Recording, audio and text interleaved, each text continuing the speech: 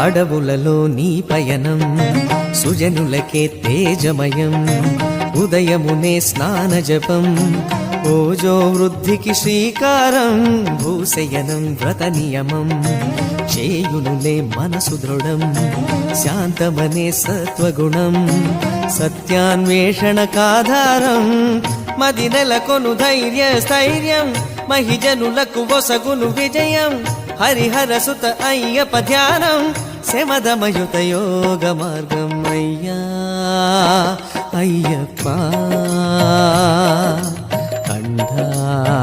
కంఠమణికంఠ